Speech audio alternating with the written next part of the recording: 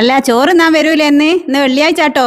ठाड പോയിച്ചായിരുന്നു ഇവിടെ മറ്റേ ചക്ക കൂട്ടാനും കറിയാ വെള്ളിയാഴ്ച ഇറച്ചി വന്നാത്തോണ്ട് ഇസ്ലാമെന്ന് പുറത്താ ചോന്ന് പോയിച്ചായിരുന്നു ഇതിൻ്റെ കൂട്ടാരോ യമനുണ്ട് ഓൻ്റെ അടുത്ത് പോയിട്ട് തിന്നിട്ട് വരാം നല്ല ബിരിയാണി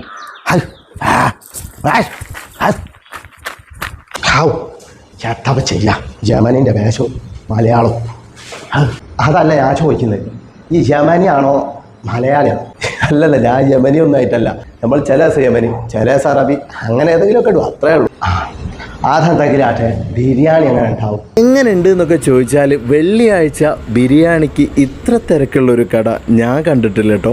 ഏത് ബിരിയാണി ആയാലും ചിക്കൻ ബിരിയാണി ആയാലും അതുപോലെ തന്നെ ബീഫ് ബിരിയാണി ആയാലും ഒക്കെ തന്നെ ഇവിടെ അടിപൊളി ടേസ്റ്റിലാണ് കൊടുക്കുന്നത്. പിന്നെ കട്ടച്ചായ ഉണ്ടല്ലോ അതൊരു ഫേവറേറ്റ് സാധനമാണ്.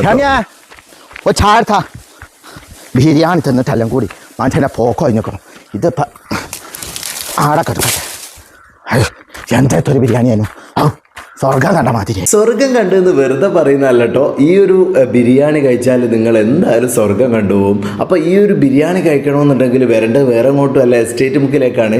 പൂനൂരിൻ്റെയും ബാലുശ്ശേരിൻ്റെയും ഇടയിലായിട്ടാണ് എസ്റ്റേറ്റ് ബുക്ക് വരുന്നത്. അപ്പോൾ ഇനി ഒന്നും നോക്കണ്ട, ബിരിയാണി ഹബ്ബിൽ വന്ന് ഈ ഒരു ബിരിയാണി ടേസ്റ്റ് ചെയ്ത് അങ്ങോട്ട് പോയിക്കോളൂ കേട്ടോ.